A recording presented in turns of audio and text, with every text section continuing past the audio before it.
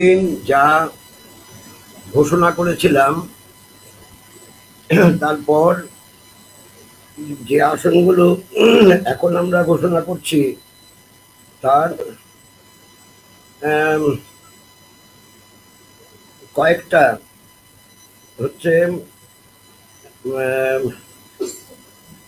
কয়েকটা না দেখতে পাচ্ছি, হ্যাঁ কয়েকটা কয়েকটা হচ্ছে লাস্ট ফেজে, আর বাকিগুলো হচ্ছে আপনার লাস্ট বাট ওয়ান ফেজ।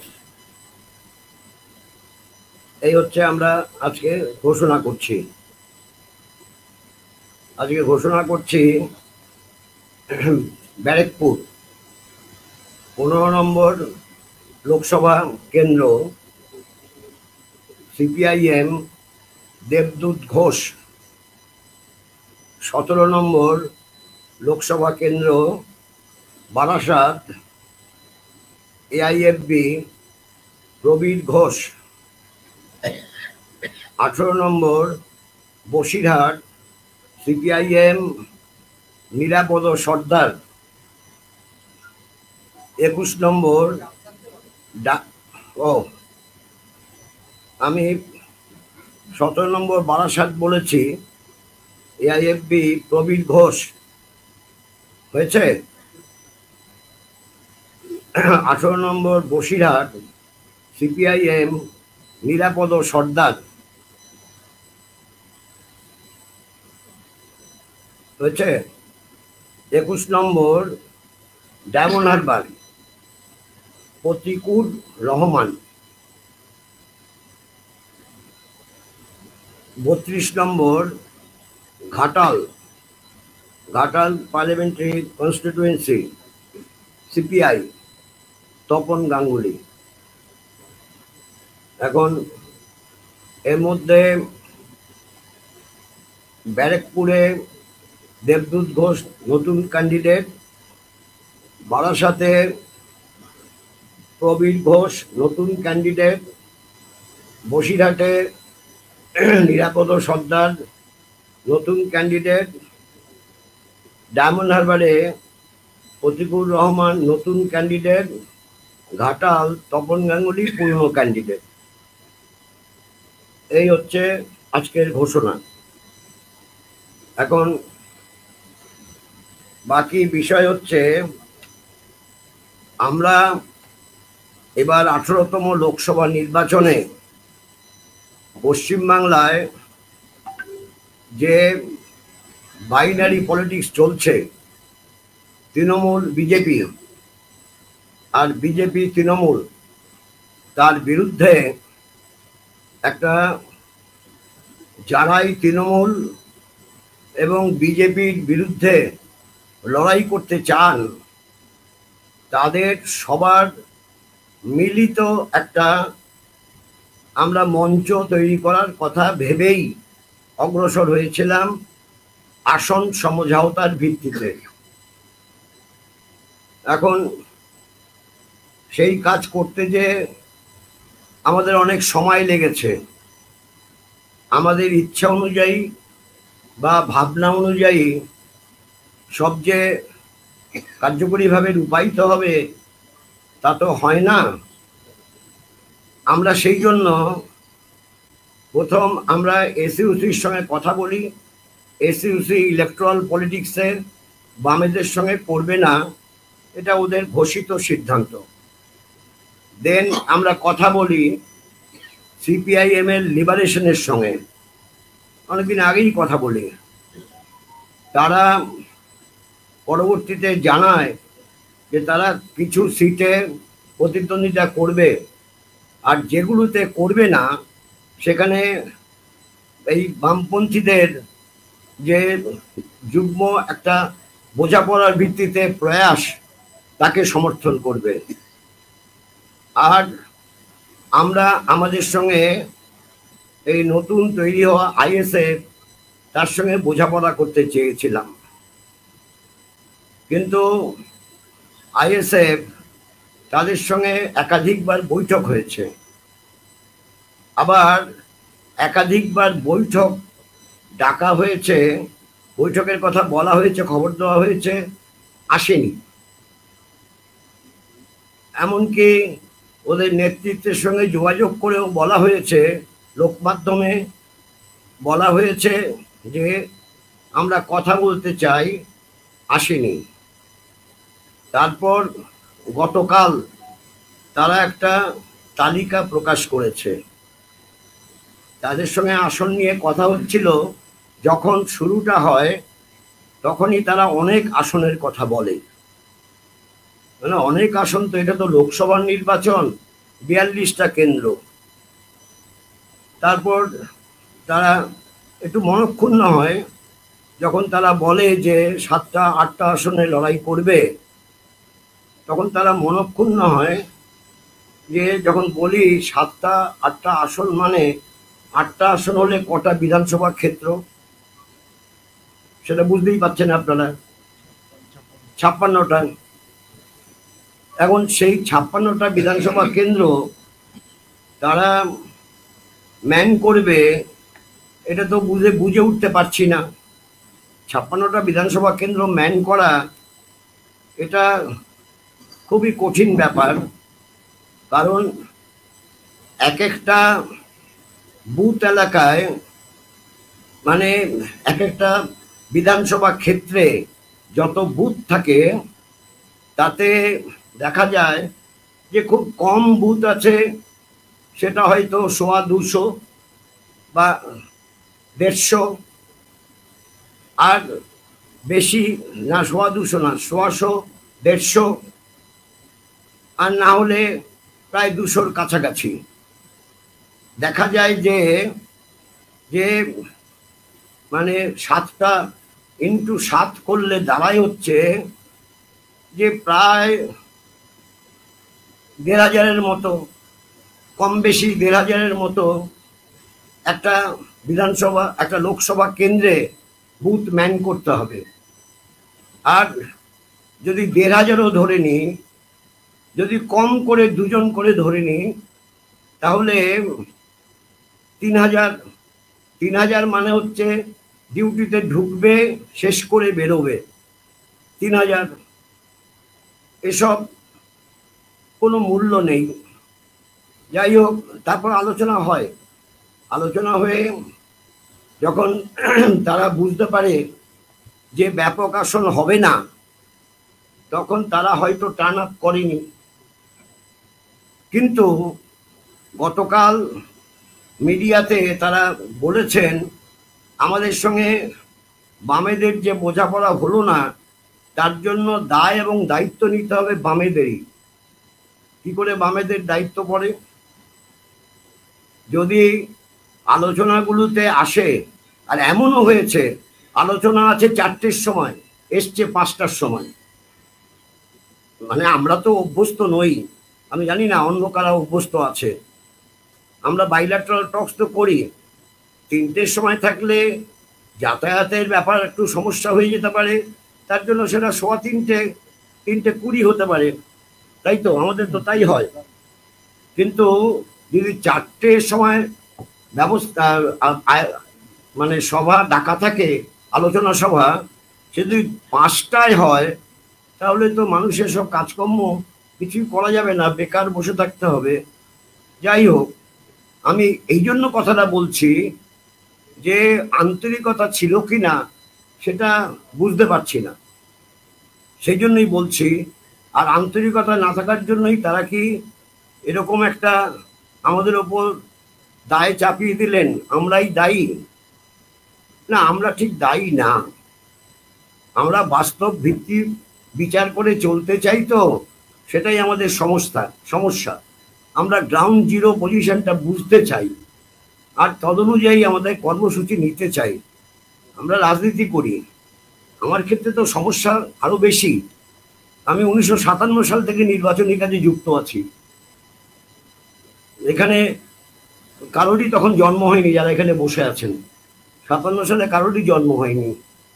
তারা যদি, যারা আলোচনায় বসবেন, তারা এত বিলম্ব করেন, বিরক্ত লাগে। মানুষ তো, যাই হোক, কিছু বলার নেই। এই হচ্ছে আজকে আপনাদের কাছে আমাদের বক্তব্য।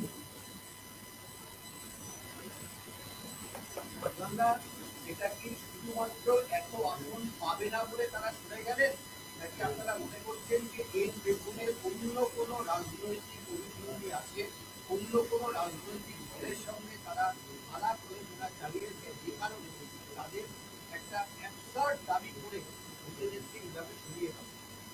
এটা ঠিক উত্তর তো আমি দিতে পারবো না। আমি শুধু একটা কথা বলতে পারি, সেটাও আমাদের ফোন করে আলোচনাতে বলেনি, ফোন করেও বলেনি, লোক মাধ্যমে জানতে পেরেছি, আপনাদের মাধ্যমে, মিডিয়ার মাধ্যমে যা প্রকাশিত হয়েছে, শ্রীরামপুরে দীপশিতা ধরকে প্রত্যাহার করে নিলে, প্রত্যাহারের প্রশ্ন এখন আসে না, কারণ নোটিফিকেশনের আগে নমিনেশন দেওয়া যায় না। কিন্তু যেহেতু 7টা বিধানসভা ক্ষেত্র নামতে হয় আগে প্রচারের জন্য, তাই তারা বলছেন যে আমি যখন আমার কথাটা গেছে, আমি বলেছি যে আমাদের রাজ্য পার্টির সম্পাদক কমরেড মোহাম্মদ সেলিম মুর্শিদাবাদে দাঁড়াচ্ছে, আমাদের প্রার্থী ঘোষণা করে দিয়েছি আমরা, তার বিরুদ্ধেও প্রার্থী দিয়ে দিচ্ছে। এটা তো ঠিক না। আমার মনে হয় আমার কথাটা পৌঁছানোর পর, আমি কিন্তু মিডিয়াকে বলিনি, প্রেসে বলিনি, আমার মনে হয় কথাটা পৌঁছানোর পর যে শ্রীরামপুর আসনে দীপশিতা ধরকে তুলে নিলে তারা মুর্শিদাবাদ থেকে আইএসএফ এর প্রার্থী তুলে নেবে, এইটা বলেছিল। এটা আমি অর্থ বুঝতে পারিনি। এখন এটা হতে পারে আমার ব্যর্থতা, দুর্বলতা, বা না বোঝার জন্য হয়েছে। ওনারা বোঝেন, রাজনীতিতে পাণ্ডিত্য আছে, তাই তারা এটা ঠিক করেছেন, এটা বলতে পারি, বাকিটা তো বলতে পারি না। আপনারা কি মনে করেন যে আইএসএফ এই লড়াইয়ে না থাকায় একসঙ্গে এতে ভোটের কোনো বড় প্রভাব ফেলবে, বা আপনাদের ক্ষেত্রে লড়াইয়ে একটা বড় প্রভাব ফেলবে? আমি আপনাদেরই প্রশ্নটা করছি যে আইএসএফ 2021 সালে জন্ম হয়েছে, তার কি যতগুলো আসন ঘোষণা করেছে এটাও সব নয়? আমি শুনেছি তৃতীয় লিস্ট একটা প্রকাশিত হবে, তাই তো? হ্যাঁ, আরো একটা লিস্ট হবে। এখন কটা প্রকাশিত হয়েছে? হ্যাঁ, 13টা। তো যাই হোক, আমাদেরকে বলেছিল যে আমাদের 2-3টেতে হবে না, আমাদের 8টা সিট লাগবে। এখন 13টা ঘোষণা হয়েছে, আরেকটা থার্ড লিস্ট হবে। তা এতগুলো লিস্টে কন্টেস্ট করার মতো রাজনৈতিক পরিবেশ পরিস্থিতি পারমিট করছে আইএসএফ এর পক্ষে? এটা আপনারাই উত্তর দিতে পারবেন। কি এনি আদার কোশ্চেন?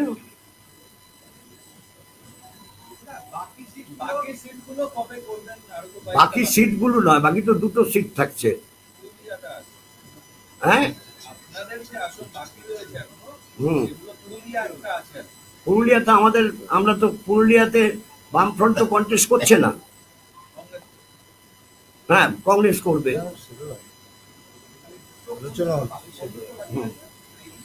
এখনো বাকি আছে।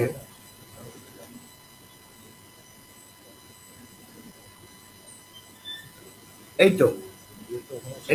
Any other question?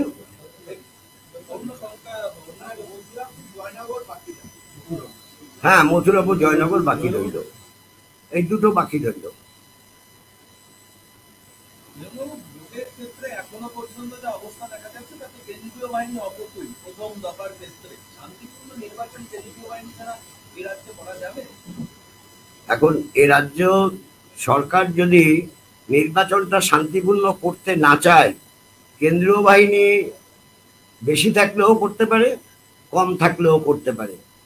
রাজ্য সরকারের যে দৃষ্টিভঙ্গি, তাতে তো গতকাল যত চ্যানেল আছে সব চ্যানেলে আমি রাজ্যের মুখ্যমন্ত্রীর কথাগুলো শুনে আমার তো মনে হয়নি এই নির্বাচনটা দেশের নির্বাচন, এই নির্বাচনটা লোকসভার নির্বাচন, অষ্টাদশ লোকসভার নির্বাচন নতুন ভারত সরকার গড়ে তোলার জন্য। এটা আমার মনে হয়নি। সব তো রাজ্যের বিষয়। সারা দেশের যে কি অবস্থা হতে যাচ্ছে সেই বিষয়ে তো কোথাও আমি লক্ষ্য করলাম না। সারা দেশের অবস্থা কোথায় যাচ্ছে? দেশ যেভাবেতে আজকে যেভাবে ওষুধের দামগুলো বাড়ছে, লাফিয়ে লাফিয়ে ওষুধের দাম বাড়ছে, আর ওষুধের কোম্পানিগুলো কি পরিমাণ ইলেকট্রাল বন্ড দিয়েছে, তারা লাফিয়ে লাফিয়ে দাম বাড়াচ্ছে এখন। সেই সব প্রশ্নগুলো নেই তো। কারণ না থাকার কারণ হয়তো হতে পারে ইলেকট্রাল বন্ড তারাও নিয়েছেন, তারাও ইলেকট্রাল বন্ড নেওয়ার জন্য অনেক সারচার্জ বেড়েছে, অনেক চার্জ বাড়ছে, এটাও হতে পারে। সেই জন্য হয়তো ইস্যুগুলো ডিল করছেন না।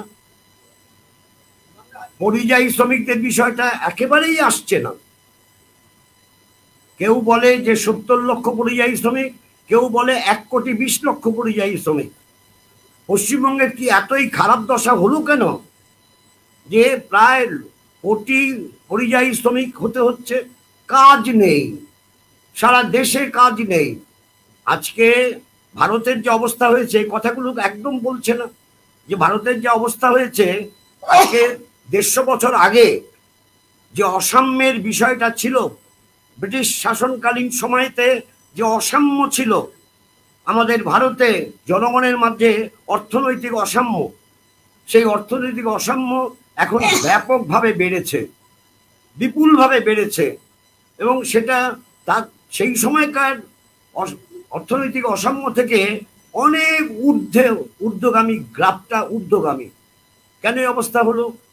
সারা দেশে, সারা পৃথিবীতে আমাদের মতো দেশ, সেই দেশগুলোতে যত বেকার, আমাদের তো সব থেকে বেশি বেকার এখন, অথচ সব থেকে বেশি যৌবনদীপ্ত নতুন প্রজন্মের সংখ্যা হচ্ছে ভারতে। ভারতে সম্ভবত 43 বছর বয়স পর্যন্ত যেসব যুবক যুবতী, তাদের সংখ্যা এখন 70-এর ওপরে, 70% ওপরে। মোট জনসংখ্যার 70% ওপরে। যৌবনদীপ্ত ভারত, সেই যৌবনদীপ্ত ভারতের যৌবনকে শেষ করে দেওয়া হচ্ছে। এই কথাগুলো কিন্তু নির্বাচনী সভাতে আসছে না। কালকে আমি তৃণমূলের যে সভাগুলো শুনেছি, মুখ্যমন্ত্রীর যে সভাগুলো শুনেছি, তাতে একটা তো আমি পাইনি।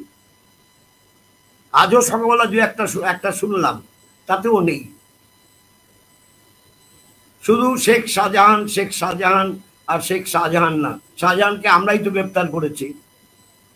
যখন বলছে যে কি কত 100 কত কোটি, 167 কোটি যখন টাকার কথা বলা হচ্ছে, বলে তাকে তো আমরাই ধরেছি।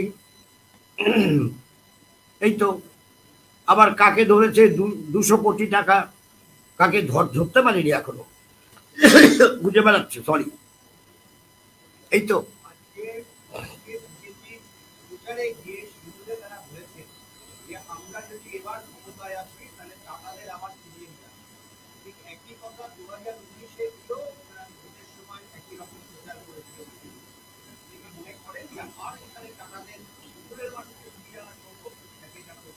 না, সিঙ্গুরের মাটিতে ঘুরিয়ে আনা সম্ভব না হতে পারে, অন্য জায়গায় সম্ভব হতে পারে। কারণ যারা ব্যবসা করে, শিল্প গড়ে তোলে, সম্পদ বাড়ায়, তারা সুযোগ পেলে নিশ্চয়ই শিল্প করবে, সম্পদ বাড়াবে, অন্য জায়গায় দিতে হবে।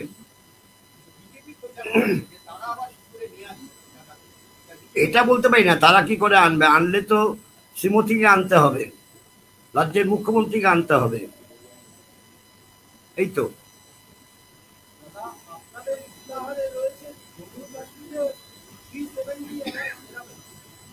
হ্যাঁ, আমরা যা প্রার্থী করেছি তা প্রায় সকলেই এরকম বয়সেরই, বেশিরভাগটাই হচ্ছে 50-এর নিচে, অনেকেই 40-এর নিচে, এমনকি 30 ছুঁই ছুঁইও আছে। এই তো আর কি। Any other question from that side, from this side?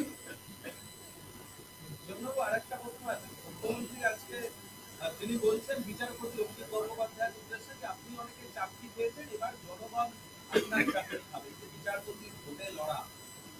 এবং তিনি সরাসরি বিচারপতিকে মানে প্রাক্তন বিচারপতি।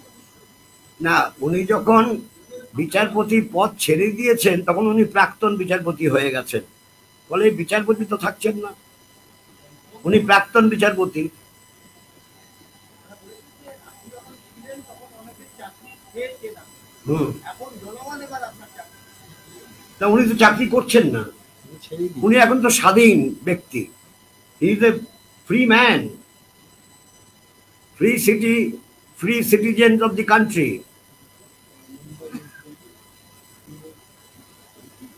কি বোধহয় নেই কিছু প্রশ্ন? তাহলে আপনারা কংগ্রেসের কতগুলো আসনে সমর্থন? সেটা ফাইনালি বলে দেবো কোন। এখন পর্যন্ত তাদের 12টা আসন আছে।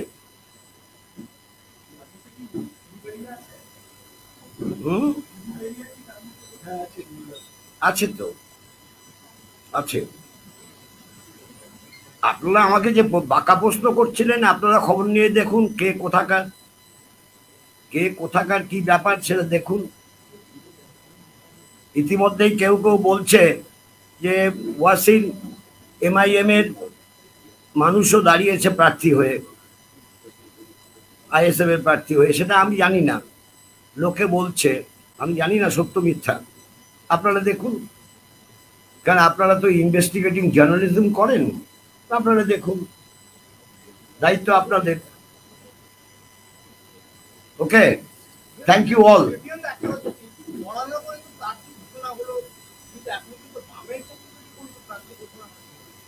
বরানগর তো বিধানসভা উপনির্বাচন, বরানগর বিধানসভা উপনির্বাচন আর ভগবানগোলা বিধানসভা উপনির্বাচন পরে করব, পরে করে দেবো, একবারই সব হবে কেন?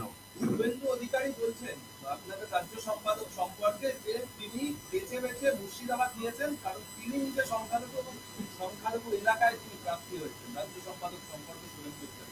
আমি কোনো মন্তব্য করব না। শুভেন্দু অধিকারী সব কথা জবাব দিতে হবে, আমার কথারও তার জবাব দিতে হবে না, আমিও তার কথা জবাব দেব না। হলো?